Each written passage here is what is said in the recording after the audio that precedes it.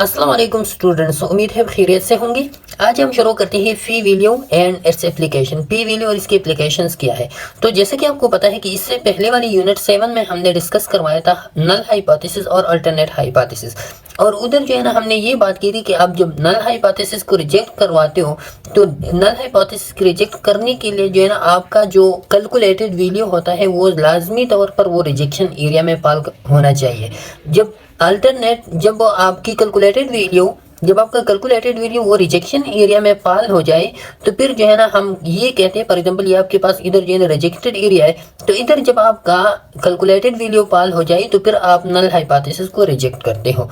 लेकिन उधर जो हमने पढ़ा था वो ऐसा था कि उधर हमें प्रिसाइज वैल्यू नहीं दिया गया था कि जब आप रिजेक्ट करवाते हो नल हाइपोथेसिस तो कितनी सिग्निफिकेंस के साथ या कितने एग्जैक्ट लोकेशन पे जो है ना आप नल हाइपोथेसिस को रिजेक्ट करते हो। लेकिन सिर्फ हमने ये पढ़ा था कि जब भी आपका कैलकुलेटेड वैल्यू रिजेक्शन एरिया में आ जाए, मतलब एक रेंज के अंदर आ जाए, तो फिर उसको हम रिजेक्ट करते हैं। लेकिन प्रिसाइजली हमें पता नहीं था।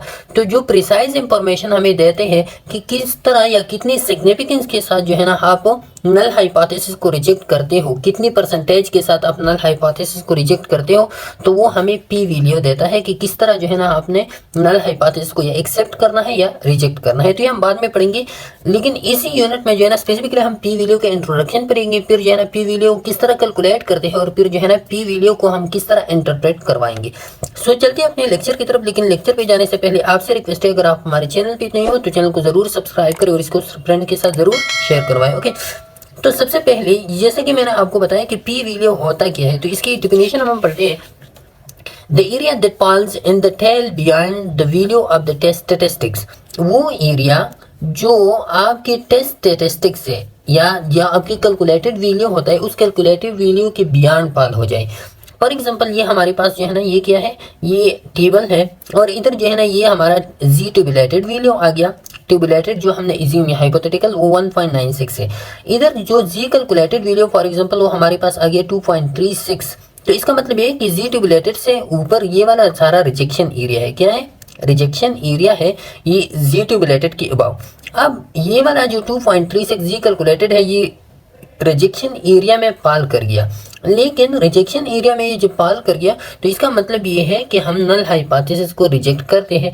अब जब पी वैल्यू हम मालूम करते हैं तो पी वैल्यू इसी जी कैलकुलेटेड से के अबाव जितना भी वैल्यू होता है ना जी कैलकुलेटेड के अबाव, तो उसको हम क्या कहते हैं? उसको हम कहते हैं पी वैल्यू जी कैलकुलेटेड से। तो इसी वजह से हम कहते हैं कि the area that falls in the tail beyond the value of the test statistic, जो हमारे पास टेस्ट स्टैटिस्टिक का जो वैल्यू होता है या जो कैलकुलेटेड वैल्यू होता है उससे बियॉन्ड जो एरिया पाल कर जाए तो उसी एरिया को हम पी वैल्यू कहते हैं। A P value tells you the chance of getting a statistic as extreme or more extreme that the ones calculated from the sample.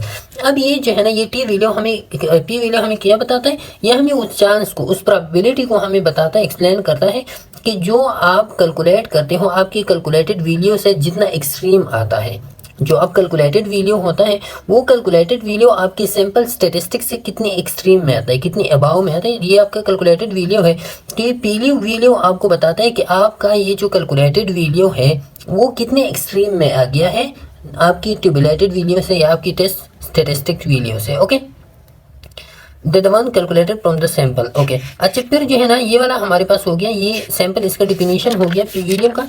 अब test decision with p value. अब p value के साथ जो है ना आप कौन कौन सी डिसीजन ले सकते हो? The decision what about whether there is enough evidence to reject the null hypothesis can be made by comparing the p value to the value of alpha significance. तो अब आप क्या करते हैं, जब आप चाहते हो कि आप किसी हाइपोथेसिस को एक्सेप्ट करवा दो या रिजेक्ट करवा दो तो आप अपनी पी वैल्यू को आप कंपेयर करवाओगे अल्फा सिग्निफिकेंस लेवल के साथ। किस चीज़ के साथ? सिग्निफिकेंस लेवल के साथ। अगर आपका वैल्यू सिग्निफिकेंस लेवल से बिलो आ गया, स्मॉलर आ गया, तो आप उस नल हाइपोथेसिस को रिजेक्ट करवाओगे। क्या करवाओगे? रिजेक्ट करवाओगे। लेकिन जब आपका P value alpha significance level से अबाव आ गया तो फिर आप उस नल हाइपोथेसिस को रिजेक्ट नहीं करवा सकती, आप फिर नल हाइपोथेसिस को एक्सेप्ट करवाओगे। तो ये दो पॉसिबिलिटीज है जो पी वैल्यू से हमें हाइपोथेसिस को रिजेक्ट करते हैं या एक्सेप्ट करते हैं। जब ये अल्फा सिग्निफिकेंस लेवल से बिलो आ जाए तो फिर आपने नल हाइपोथेसिस को रिजेक्ट करना है। जब ये इसके से अबाव आ जाए सिग्निफिकेंस से तो फिर आप नल हाइपोथेसिस को रिजेक्ट नहीं करवा सकते। ओके, तो इसका सिंपल मतलब ये है कि अल्फा सिग्निफिकेंस क्या होता है, अल्फा हमारे पास चांसेस ऑफ एरर होता है, लेकिन जब P value chances of error से कम आ जाए तो इसका मतलब है कि आप नल हाइपोथेसिस को आप रिजेक्ट करवा दो। लेकिन जब पी वैल्यू अबाव आ जाए चांसेस ऑफ एरर से या अल्फा सिग्निफिकेंस से, तो फिर जो है ना आप क्या करोगे, नल हाइपोथेसिस को एक्सेप्ट करोगे कि नल हाइपोथेसिस का ट्रू है। अच्छा, अब understanding p value, the p value can also be thought as of the probability of obtaining a result as extreme or more extreme than the actual sample value obtained given that the null hypothesis is true। तो इधर तक जो है ना ये तो हमारे अभी हमने एक्सप्लेन किया कि p value हम उसको कहते हैं जो आपका कैलकुलेटेड वैल्यू होता है। फॉर एग्जांपल ये आपका कैलकुलेटेड वैल्यू हो गया 2.36, तो इससे अबाव जो जगह है इसको हम क्या कहते हैं, इसको हम कहते हैं पी वैल्यू, जो वैल्यू है जो एरिया है। और इसके लिए हम एजम्पशन ये लेते हैं कि हमारे पास नल हाइपोथेसिस जो है ना वो क्या हो, वो ट्रू हो। ये हमारे एजम्पशन होती है जब हम कैलकुलेट करते हैं पी वैल्यू को कि हमारे पास नल हाइपोथेसिस क्या हो, ट्रू हो। तो ये ट्रू फिर साबित भी हो सकता है, साबित नहीं भी हो सकता, क्योंकि फिर ये डिपेंड करता है किस चीज़ पे, आपकी उस पे कि आपने कितने मेहनत से जो है ना आपने हाइपोथेसिस को बनाया है। अगर आपने ज़्यादा मेहनत किया हाइपोथेसिस पे, अच्छी कैलकुलेशंस आपने की है, तो फिर आपका हाइपोथेसिस ट्रू हो सकता है। ओके, अच्छा, फिर इसके बाद जो है ना एग्जाम्पल हम लेते हैं। तो एग्जाम्पल में फॉर एग्जाम्पल से आपको सब कुछ क्लियर हो जाएगा कि आप पी वैल्यू को किस तरह कैलकुलेट करते हो और इसके बेस पे आप हाइपोथेसिस को रिजेक्ट या एक्सेप्ट किस तरह करते हो। Okay, now we compute the p value since the alternate hypothesis mu is less than 25 indicates a zoom tail test. तो ये क्या करते हैं, अच्छा ये वाला 4 नंबर है, थर्ड नंबर ये है। अच्छा, example number 1, a topic of recent clinical interest is the possibility of using drug to reduce impact size in those patients who have had an MI with the past 24 hours। ठीक है, क्या कहते हैं, a topic of recent clinical interest is the possibility of using drug to reduce। तो हम जो है ना एक क्लिनिकल इंटरेस्ट की एक वो टॉपिक जो है ना वो सेलेक्ट करते हैं और उसमें हम क्या करते हैं कि information size in those patient who have had MI within the past 24 hour. पिछली जो 24 आवर गुजरी है तो उसमें जो लोगों को इन्फॉर्मेशन हुआ है उसकी साइज हम मालूम करते हैं। Suppose we know that in untreated patient the mean infarction size is 25 with the standard deviation of 10। अब जिन पेशेंट्स को ट्रीटमेंट नहीं दिया गया था तो उन पेशेंट में जो इन्फार्क्शन साइज था वो कितना था, 25 था, और उसका जो स्टैंडर्ड डिविएशन था वो 10 था। अब जिन पेशेंट को ट्रीटमेंट दिया गया था 20, furthermore in patient 50 patient treated with the drug the mean infarction size is 16। और बाकी पेशेंट जो है ना 50 और पेशेंट जो है ना उसको ट्रीट किया गया और उसको जो है ना फिर उसकी साइज को मालूम किया गया, वो कितना था, वो 16 था। तो ये जो है ना इधर 25 साइज 25 हो, ये इन्फॉर्मेशन साइज अनट्रीटेड पेशेंट में था 25 था। फिर जो है ना इन्होंने 50 पेशेंट को ट्रीट किया और ट्रीटमेंट के बाद जो है ना फिर इन्होंने इनका इन्फॉर्मेशन साइज मालूम किया, मेन इन्फॉर्मेशन साइज उसका आ गया 16। Is the drug effective in reducing information size. तो अब हम ये मालूम करते हैं कि जब आप 50 पेशेंट को आपने ड्रग दे दिया तो उसी ड्रग की वजह से क्या इन्फॉर्मेशन साइज में कमी आ गया कि नहीं। तो इधर ये आप देखिए कि अब जो है ना इसी एग्जांपल से सबसे पहले हम डेटा एक्सपीरियंस करोगे कि कौन कौन से डाटा हमें दिया गया है। तो सबसे पहले ये आप देखिए कि इधर रिड्यूसिंग इन्फॉर्मेशन साइज, रिड्यूसिंग का लफ्ज़ आया। तो जैसा कि हमने बताया था कि जब आपके पास रिड्यूसिंग का लफ्ज़ आ जाए, जब स्मॉलर का लफ्ज़ आ जाए तो फिर हम उसको वन टेल्ड हाइपोथेसिस कहेंगे। वन टेल्ड और वन टेल्ड में फिर ये क्या होगा, लोअर टेल होगा, क्योंकि रिड्यूसिंग या और वन टेल हायर या अपर टेल उसको हम कब कहेंगे, जब आपके पास ग्रेटर देन आ गया, मोर देन आ गया या इंक्रीजिंग आ गया तो फिर वो क्या होगा, वो मोर देन होगा। और जब आपके पास टू टेल हाइपोथेसिस, तो टू टेल हाइपोथेसिस में आपके पास फॉर एग्जांपल अनइक्वल आ गया, डिफरेंट आ गया, डिसिमिलर आ गया, तो इस तरह के अल्फाज जब आपके पास आते हैं तो फिर वो क्या होते हैं, टू टेल होते हैं। तो इधर ये तो आपने मालूम किया कि ये जो हाइपोथेसिस है ये क्या है, वन टेल्ड हाइपोथेसिस है। अच्छा, अब आपके पास नल हाइपोथेसिस की है। तो नल हाइपोथेसिस आपकी ये है कि इधर जो है ना आपकी ये 25 आपका जो वो होता है ना mean population difference, mean population difference जो है ना वो ग्रेटर देन 25 है। ठीक है, mean information size 25,000 standard deviation of 10। तो आपके पास जो है ना मीन इन्फॉर्मेशन साइज जो है ना आपने 25 लिया नल हाइपोथेसिस में, और अल्टरनेट आपने ये लिया कि वो लेस देन 25 है। तो अल्टरनेट ये वाला आपने प्रूव करना है ना कि अगर ये वाला जो है ना ये इन्फॉर्मेशन साइज को रिड्यूस करता है कि नहीं। तो आपने ये प्रूव करना है कि ये रिड्यूस करता है या नहीं। तो अल्टरनेट आपके पास जो है ना लेस देन आ जाएगा और नल हाइपोथेसिस के पास मोर देन आ जाएगा। ओके, अब अल्फा सिग्निफिकेंस लेवल अगर आपके पास हो नहीं तो आप डायरेक्टली जो है ना वो 5% ले सकते हो। टेस्ट स्टेटिस्टिक, तो टेस्ट स्टेटिस्टिक अब इसके लिए आप अप्लाई कर दो, जी फार्मूला आप अप्लाई कर दो, Z formula X bar minus mu divide by standard deviation by under root n. तो आपके पास जो है ना एक्स बार आपके पास क्या है, एक्स बार इधर ये आप देखिए जो सैंपल से आपने ली है तो वो सैंपल वाला ये है 16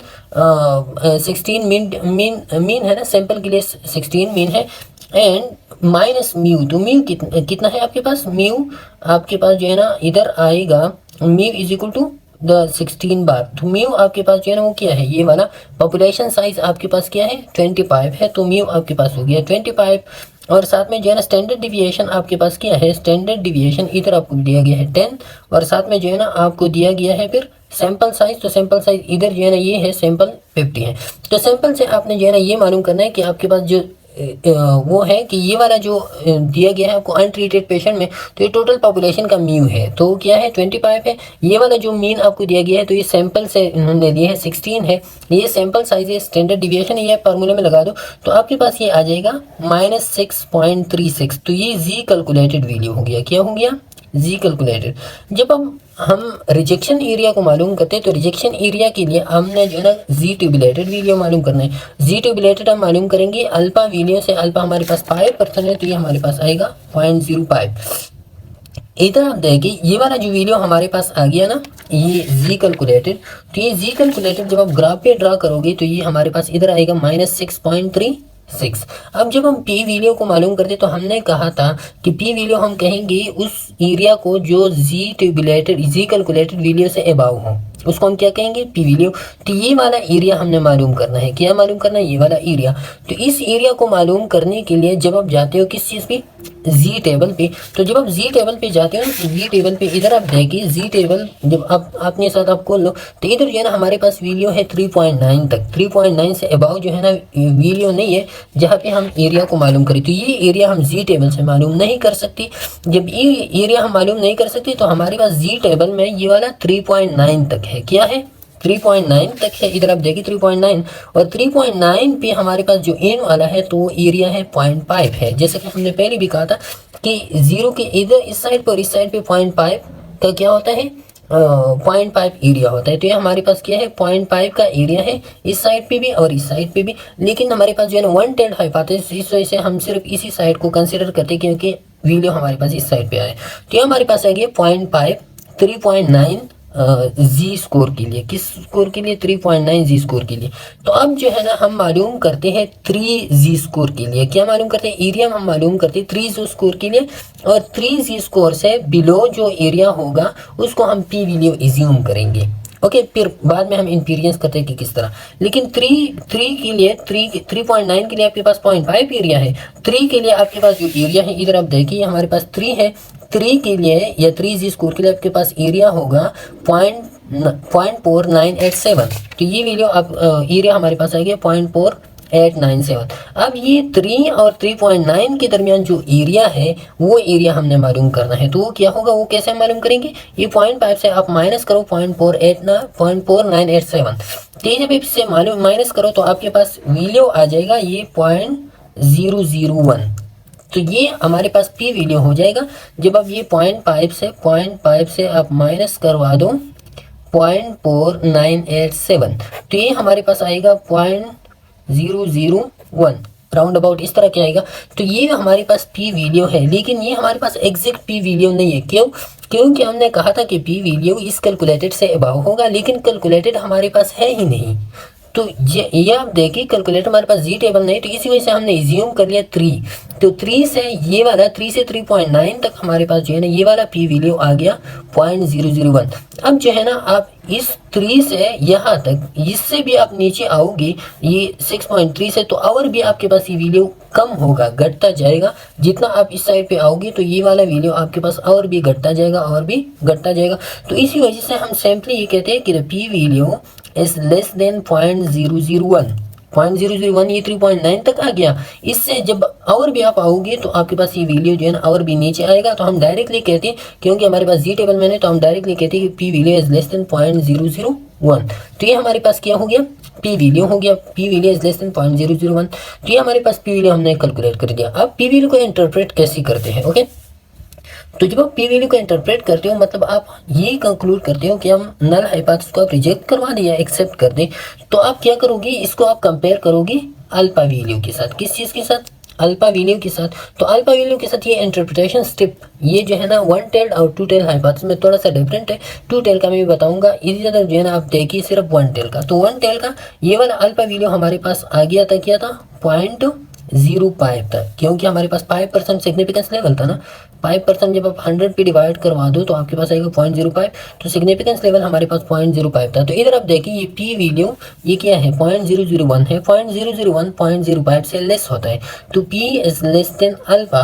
और हमने ये अभी पहले कहा कि जब पी लेस देन अल्फा होता है तो हम हाइपोथेसिस को रिजेक्ट करते हैं, नल हाइपोथेसिस को हम रिजेक्ट करते हैं। जब हम रिजेक्ट करवाओगे तो इसका सिंपल मतलब क्या हो गया कि जब आपने हाइपोथेसिस को रिजेक्ट कर दिया तो इसका सिंपल मतलब ये हो गया, ये आप देखिए कि अल्टरनेट हाइपोथेसिस हम ये कहते हैं कि म्यू इज लेस देन 25। तो सैंपल से हमने ये रिजेक्ट कर दिया कि जो नल हाइपोथेसिस का कि नहीं आफ्टर द ट्रीटमेंट भी वही कि वही जो है ना लोगों का सैंपल साइज होगा, वही कि वही रिएक्शन होगा। लेकिन ये वाला अल्टरनेट हमें कहता है कि नहीं, रिड्यूसिंग द इनपार्क्शन साइज, ड्रग जो है ना वो इनपार्क्शन साइज को रिड्यूस करता है। ये अल्टरनेट हाइपोथेसिस को हमने प्रूव किया। इसका मतलब है कि आपके ड्रग क्या है? इफेक्टिव है। तो ये हो गया हमारे पास पहला एग्जाम्पल। अब हमारे पास ये अल्फा वन टेल हाइपोथेसिस। अब जब आप टू टेल के लिए मालूम करते हैं तो टू टेल के लिए आप क्या करोगे? टू टेल हाइपोथेसिस के लिए फॉर एग्जांपल हम लेते हैं, आपके पास एग्जांपल सब कुछ आपने सेट कर दिया। आपके पास जो है ना जी कैलकुलेटेड वैल्यू आपके पास आ गया -2.36 आ गया। For example -2.3 z calculated value. अब सिग्निफिकेंस लेवल आपको दिया गया है 5%। इससे जब आप ट्यूबुलेटेड वैल्यू को मालूम करोगे तो ये 0.05 हो गया। हालांकि ये टू टेल हाइपोथेसिस है, एक इस साइड पे एक इस साइड पे। तो इधर जो है ना कैलकुलेटेड वैल्यू 2.36 आ गया। अब जो है ना ये टू टेल हाइपोथेसिस तो हम क्या करते हैं 0.05 या अल्फा को हम 2 पे डिवाइड करते हैं, हमारे पास आएगा 0.025। तो इधर जो है ना ये हमारे पास अल्फा बाई 2 आएगा, इधर 0.025। तो 0.025 इधर से इधर तक ये वाला जो जगह होगा ये क्या होगा? 0.025। तो अब ये 0.025 अल्फा बाई 2 का जब आप जी टेबल पे मालूम करोगे तो आप क्या करोगे? यहाँ से यहाँ तक ये टोटल एरिया हमारे पास 0.5 है। क्या है? 0.5 है। तो 0.5 से आप ये 0.25 इस साइड पे भी माइनस कर दो, इस साइड पे भी माइनस कर दो। जब आप इस साइड पे माइनस करोगे तो यहाँ से यहाँ तक का एरिया आपको मालूम हो जाएगा। इसी से आप फिर जी वैल्यू को मालूम कर सकते हो। तो यहाँ से यहाँ तक का वैल्यू आपके पास जो है ना, जब 0.5 से जब आप 0.025 को माइनस करोगे तो आपके पास आएगा 0.4750। तो ये आपके पास 0.4750। जब आप ये जी टेबल पे जब आप इसको मालूम करोगे तो आपके पास जी वैल्यू आ जाएगा 1.96 आ जाएगा। यहाँ पे ये वाला आ जाएगा आपके पास 1.96 आपके पास जो है ना जी टेबुलेटेड। तो फॉर एग्जांपल ये आपके पास जो है ना जी टेबुलेटेड वैल्यू आ गया 1.96 आ गया। अब आपने क्या करना है, इसके बाद जो है ना आपके पास अब पी वैल्यू को मालूम करते हो। तो पी वैल्यू को इसी कैलकुलेटेड वैल्यू ये हमारे पास जो 2.36 है, इस कैलकुलेटेड वैल्यू से अबाउ जो एरिया होता है उसी को हमने मालूम करना है। तो ये कैलकुलेटेड वैल्यू हमारे पास ये 2.36 आ गया, 2.36 ये वाला हमारे पास आ गया। ये -1.96 है ना, तो ये वाला आ गया हमारे पास -2.36। ये कैलकुलेटेड वैल्यू।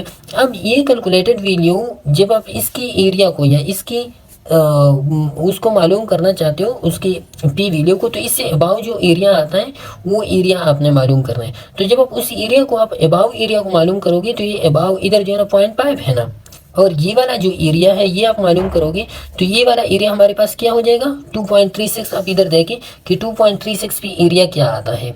तो 2.36 पे हमारे पास इधर एरिया आता है 0.4947। ये वाला 0.4909 ये वाला हमारे पास वैल्यू आता है 2.36 के लिए।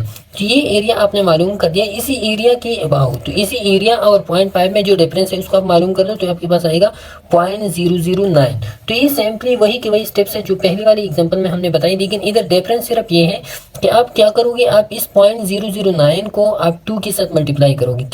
क्योंकि आपने इधर अल्फा को 2 पे डिवाइड किया है। तो जब आपने अल्फा को 2 पे डिवाइड किया, आपने उसको रिड्यूस किया है, तो इसी को बैलेंस करने के लिए आप इसको जो है ना 2 के साथ मल्टीप्लाई करोगे तो आपके पास ये आ जाएगा 0.0182।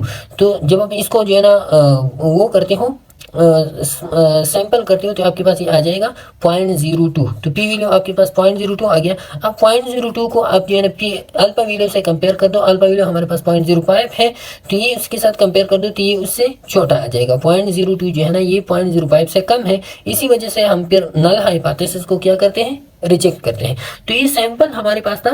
आप सिर्फ ये स्टेप्स याद रखो कि आप जो है ना इसी एरिया से, फॉर एग्जांपल ये आपके पास कैलकुलेटेड वैल्यू है, तो इसी कैलकुलेटेड वैल्यू के अबाव जो एरिया है उसको आपने मालूम किस तरह करना है। और वो जब आप मालूम करोगे तो आपको उसका इधर से जो मीन तक जो एरिया है, वो मीन तक एरिया आपने 0.5 से माइनस करना है। 0.5 से ये मीन तक एरिया आप माइनस करोगे तो आपके पास आ जाएगा पी वैल्यू। तो सैंपल अगर फिर आप 2 टेल हाइपोथेसिस को 2 के साथ मल्टीप्लाई करो तो आपके पास पी वैल्यू आ जाएगा। अगर 1 टेल हाइपोथेसिस तो सेम वही की वही वैल्यू आपके पास पी वैल्यू होगा। ओके, तो ये था आज का लेक्चर। उम्मीद है आपको समझ आ गया होगा। थोड़ा सा कंफ्यूजिंग है लेकिन इतना भी नहीं, हमने एक्सप्लेन कर दिया अच्छी तरह। उम्मीद है आपको समझ आ गया होगा। इंशाल्लाह फिर नेक्स्ट लेक्चर में मुलाकात होगी, तब तक के लिए इजाजत दीजिए। अल्लाह हाफिज़।